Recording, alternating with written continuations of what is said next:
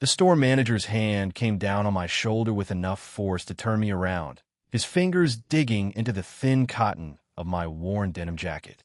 He was a tall man, early 50s, with a receding hairline and the kind of aggressive confidence that comes from holding a small amount of authority for too long. He held a clear plastic bag in front of my face, and inside it was a silver leather wallet. He said I took it. He said he watched me drop it into my backpack while I was standing in aisle 4, right next to the school supplies. I told him he was mistaken, that I hadn't even been in aisle 4, but he didn't want to hear it. He wanted a scene. He wanted an example. Within 4 minutes, 2 uniformed officers walked through the automatic sliding doors of the convenience store, their boots clicking heavily against the linoleum floor.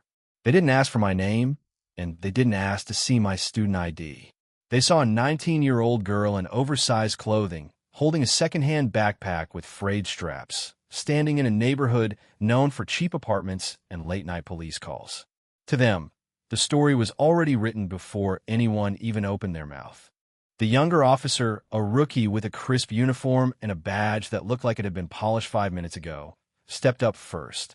He reached for his handcuffs without hesitation, his face set in a cold, practiced mask of authority. He told me to turn around and put my hands behind my back. I looked into his eyes and asked him to check the store's security footage first.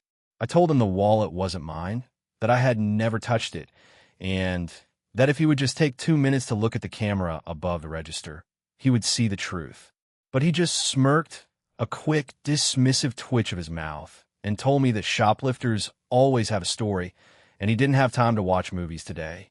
As the cold steel clicked around my wrists, I didn't fight, and I didn't scream.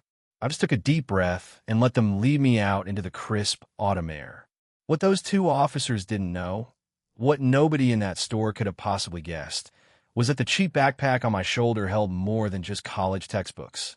And the girl they were shoving into the back of Cruiser 42 wasn't a scared freshman trying to steal a $20 wallet.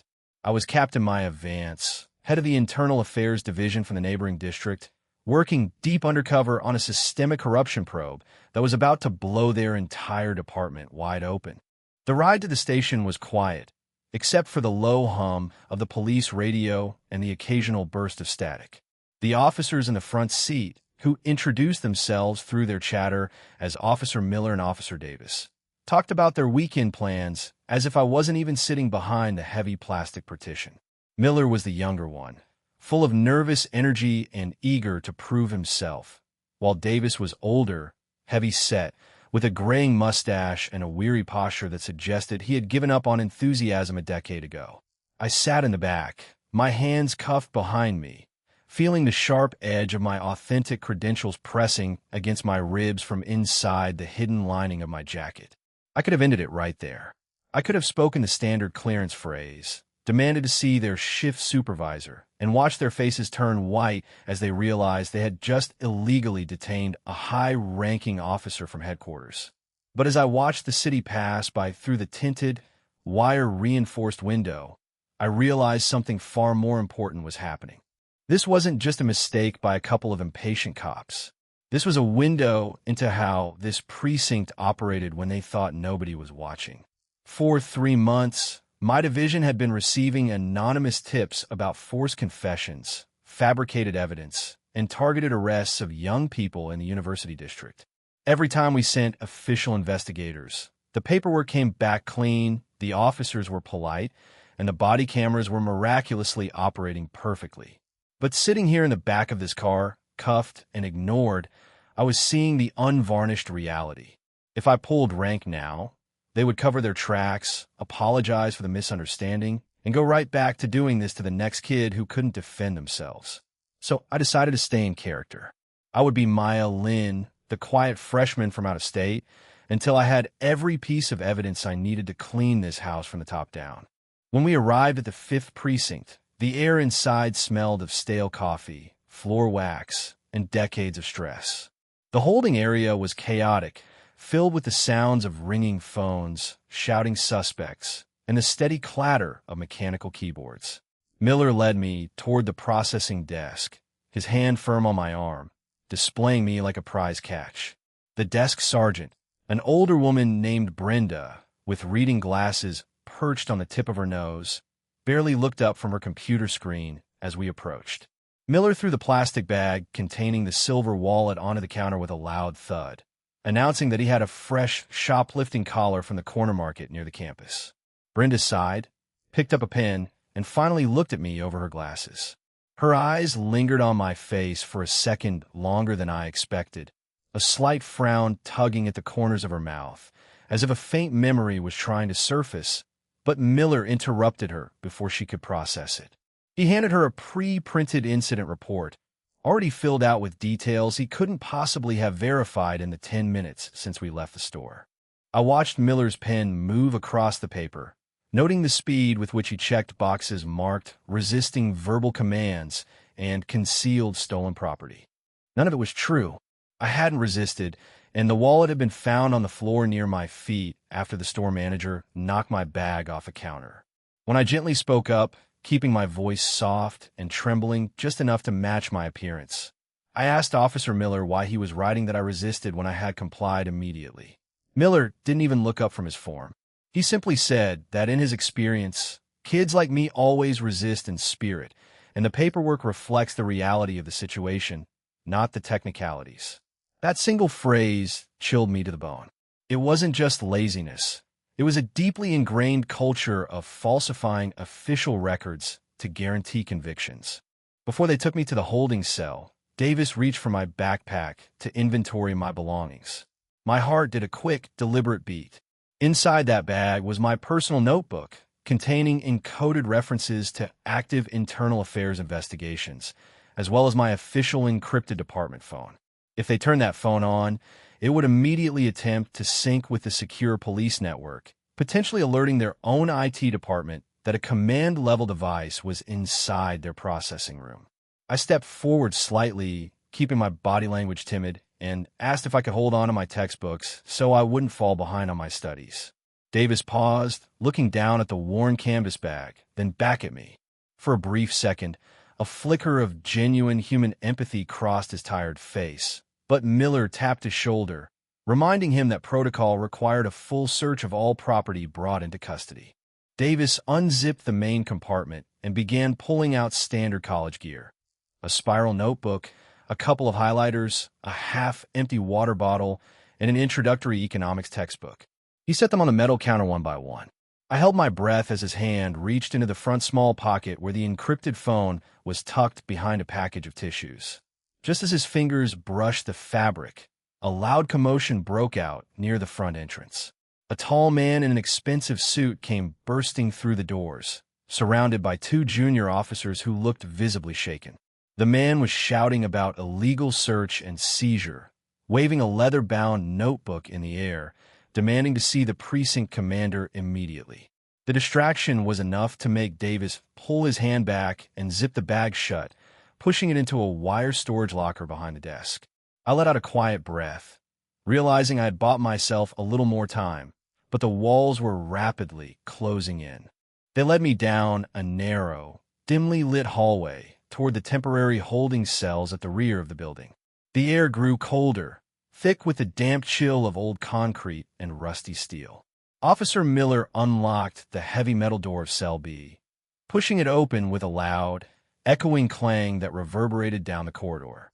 Inside sat three other people: a middle-aged woman staring blankly at the floor, a young man with a torn jacket who looked terrified, and a girl who couldn't have been older than 18, curled up in the corner with her knees pulled tightly to her chest. As I stepped over the threshold, Miller leaned in close and whispered that if I cooperated with the duty prosecutor later that evening and signed a confession, they might let me go with a fine and community service instead of keeping me overnight. It was a classic pressure tactic designed to force quick guilty pleas from people who didn't know their rights or couldn't afford proper legal representation. I sat down on the cold bench next to the young girl in the corner. Her name was Elena, and as we talked in quiet whispers over the next hour, her story unfolded like a tragic blueprint of everything wrong with this precinct. She had been arrested 2 days ago while working her night shift at a local diner. The officers accused her of being an accomplice to a break-in that happened 3 blocks away, simply because she knew the person who owned the damaged vehicle. They had kept her in this cell without letting her make a phone call, repeatedly telling her that her public defender wouldn't show up for days unless she agreed to sign a statement implicating her acquaintance. Elena was weeping silently as she told me this, terrified that missing another day of work would mean losing her apartment and dropping out of her community college program. Her story wasn't an isolated incident. It was part of a pattern, a systematic pipeline designed to sweep up vulnerable people to boost clearance stats for the precinct. Sitting on that concrete bench, listening to Elena's desperate whispers, the personal anger I felt about my own wrongful arrest transformed into a clear, sharp resolve. I reached into my jacket lining, feeling the smooth edge of my official credentials once again. I could end this for myself in 5 seconds, but leaving Elena and the thousands of others who passed through these doors behind wasn't an option. I needed to see how far this corruption went. I needed to know who was directing these tactics from the top. Shortly after midnight, the heavy cell door creaked open again, and a guard called out my name, or rather, the name on the fake student ID I had used for my undercover identity. They were taking me upstairs to an interrogation room. The interrogation room was small, windowless, and smelled heavily of stale tobacco and ozone from an old fluorescent light fixture that hummed loudly overhead. I was seated at a metal table, my left hand cuffed to an iron ring bolted directly into the center of the surface. A few minutes later, the door opened and a man walked in carrying a thick manila folder. He wasn't in uniform. He wore a sharp charcoal suit with a subtle police department lapel pin. It was Lieutenant Marcus Thorne, the head of the precinct's detective bureau, and a man whose name had appeared multiple times in the confidential internal affairs files I had been reviewing at headquarters for the past 2 months. Thorne was charismatic, with silver-streaked hair, sharp blue eyes, and an easy smile that didn't reach his eyes. He sat down across from me, opened a folder, and leaned back in his chair with a relaxed air of supreme confidence. Thorne didn't start with questions about the store or the silver wallet. Instead, he started talking about my future. He painted a terrifying picture of what a felony theft conviction would do to a college student. Immediate expulsion, loss of financial aid, a permanent criminal record, and the total destruction of any professional career I had hoped to build.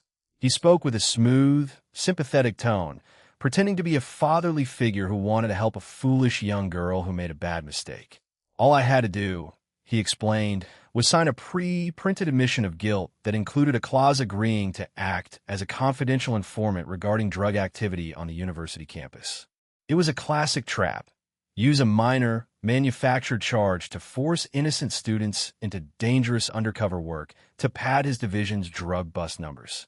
I looked Thorne straight in the eye, dropping the timid freshman act just a fraction, and asked him what would happen if I refused to sign. Thorne's easy smile vanished instantly, replaced by a cold, predatory stare. He leaned forward, resting his forearms on the table, and told me that if I chose to be difficult, the silver wallet wouldn't be the only thing found in my possession. He hinted that during a search of my backpack, officers might find a small baggie of illegal substances, elevating the charge from a minor misdemeanor to a serious federal felony that would ensure I spent the next 5 years in a state penitentiary. The threat was explicit, delivered with the casual certainty of a man who had done this dozens of times before without ever facing a single consequence. My mind was racing, calculating every variable. Thorne had just committed a major felony right in front of me, extortion under color of authority and threatening to fabricate evidence. But it was his word against mine unless I could get him to repeat it or get physical evidence of the falsified documents. I asked to see the paperwork he wanted me to sign, keeping my voice trembling just enough to make him believe his threat had worked. Thorne chuckled, pleased with himself, and slid a 2-page document across the metal table toward me. As I pulled the paper closer with my free hand, I scanned the text carefully. It was filled with vague legal jargon, but embedded in Section 3 was an explicit admission that I had been found with controlled substances at the time of my arrest, a detail that hadn't even been mentioned at the store or during processing. Just as I was about to ask him another question to lock in his intent, the interrogation room door swung open without a knock. Officer Miller stood in the doorway, his face pale and sweat glistening on his forehead. He looked visibly panicked, holding a tablet computer in his hand. He gestured urgently for Thorne to step into the hallway. Thorne scowled, clearly annoyed by the interruption, but excused himself and stepped outside, leaving the door cracked open about an inch. Through that narrow gap, I could hear their hushed, frantic voices echoing off the cinderblock walls of the hallway. Miller was telling Thorne that there was a massive problem with the inventory in my backpack. Miller explained that when they attempted to run the serial number of the textbook through the university registry to confirm my enrollment, the system flagged the student ID as a high-level administrative alias. Even worse, when they tried to process the personal items, they found an encrypted, state-issued digital transmitter hidden inside the lining of the canvas bag, a device issued exclusively to command-level officers involved in active federal and state task forces. My heart beat steadily in my chest. The trap was sprung, but not quite in the way I had planned. They realized that I wasn't just a random freshman, but they didn't yet know exactly who I was or how high my authority ran. Thorne re-entered the room, but his demeanor had completely changed. The smooth, relaxed confidence was gone, replaced by a tense, hyper-vigilant intensity. He closed the door firmly behind him and stood near the wall, staring down at me with deep suspicion. He asked me who I really was and who sent me to his precinct. I didn't answer right away. I slowly stood up from the metal chair, the short restraint chain clinking against the table ring. I looked him dead in the eye and told him that his time was up and that every action taken by his officers over the last 6 hours was being logged and evaluated. Thorne didn't panic. Instead, he grew dangerous. He realized that if I was an undercover operative or a journalist with high-level access, his entire operation was at risk of exposure. Rather than backing down, his instinct was to cover it up at all costs. He reached into his coat pocket, pulled out a small electronic jammer, and switched it on, cutting off any potential signal my hidden devices might be transmitting to an external monitoring team. Then he walked over to the table, picked up the falsified confession form I had just reviewed, and slowly tore it into small pieces right in front of my face. He looked at me with a dark, bitter coldness and said that without that paper, and without my fake identity holding up, I was just an unidentified trespasser who had assaulted an officer in a secure area. He was planning to frame the entire situation as a security breach, claiming I had snuck into the station under false pretenses to attack staff, which would justify using maximum physical force and placing me in solitary confinement indefinitely while they scrubbed the precinct's records. He stepped toward me, reaching for his handcuffs to double-cuff me and transfer me to an isolated holding cell in the basement. I knew that if I let him move me to that basement, I would lose all control of the situation and my physical safety would be compromised. The time for remaining passive was over. As Thorne reached out to grab my shoulder, I used his momentum against him. Even with one hand cuffed to the table, my years of tactical training kicked in instantly. I pivoted sharply, catching his wrist, twisting it down, and applying a precise joint lock that sent him driving shoulder first into the metal table with a loud, heavy thud. He gasped in shock and pain, completely unprepared for a 19-year-old freshman to possess advanced defensive tactics mastery. Before he could recover or reach for his sidearm, I reached into the interior seam of my denim jacket, pulled out the hidden key I had kept concealed throughout the entire arrest, and unlocked the handcuff from my wrist in a single, fluid motion. I stood over Thorne as he scrambled back against the wall, clutching his shoulder, his eyes wide with utter disbelief and newfound fear. I reached into my inner pocket and finally pulled out my official gold shield and command credentials, snapping the leather holder open and holding it inches from his face. The gold badge glittered under the harsh fluorescent light, bearing the bold, unmistakable engraving. Captain Maya Vance, Chief Investigator, Internal Affairs Bureau. Thorne stared at the shield, the color draining from his face until he looked like a ghost. He tried to speak, his mouth opening and closing, but no sound came out as the full weight of what he had done crashed down upon him. I didn't wait for him to recover. I walked straight past him, pushed open the heavy interrogation room door, and stepped out into the main corridor. Officer Miller was standing near the water cooler, holding a folder. When he saw me walking freely without cuffs, holding my official shield in my hand. His jaw dropped, and he dropped the folder, scattering papers across the floor. I commanded him in a voice that left zero room for hesitation or debate to secure Lieutenant Thorne in that interrogation room immediately and to summon the precinct shift commander to the main briefing room right now. Miller, completely paralyzed by the sudden shift in power and the undeniable authority in my voice, practically fell over himself as he scrambled to obey my command. I walked down the hallway toward the central squad room, my footsteps heavy and purposeful. As I entered the large open room, dozens of officers, detectives, and administrative staff were bustling about, completely unaware that the structure of their daily routine was about to be dismantled. I walked straight to the central dais where the shift supervisor sat, pulled the master control key from the wall peg, and pressed the emergency broadcast button on the main console. The sharp, piercing chime of the internal public address system echoed through every corner of the station, instantly silencing the chatter and bringing the room to a complete standstill. I leaned over the microphone, my voice clear, steady, and echoing through every speaker in the building. I announced my full name, title, and authority, stating that by order of the State Attorney General and the Bureau of Internal Affairs, Precinct 5 was now under immediate administrative lockdown. I ordered all personnel to step away from their desks, leave all files and electronic devices where they were, and report to the central squad room immediately. A wave of shock, confusion, and panic swept through the room as officers looked around at each other, trying to comprehend how a young woman standing at the central console possessed the authority to halt the entire precinct's operations with a single command. Within 3 minutes, the squad room was filled with over 40 officers standing in stunned silence. The door to the holding area opened, and several federal marshals and internal affairs agents, my team, who had been waiting for my signal just outside the precinct perimeter, came sweeping in through the doors, securing all exits and taking control of the server rooms to prevent any deletion of digital evidence or security logs. The shift commander, a veteran captain named Harris, came rushing out of his corner office, red-faced and furious, demanding to know what was going on. But when he saw the state warrant and the federal team securing his records, his anger melted into sheer panic.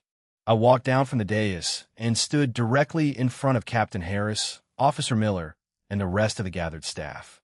I didn't yell, and I didn't show anger. I simply pulled out the falsified incident reports, the altered property logs, and the recordings that had been automatically captured by my encrypted device from the moment I was picked up at the store. I laid out the truth in front of everyone. How innocent people were being targeted, how evidence was being manufactured, and how the trust of the community had been betrayed by the very people sworn to protect it.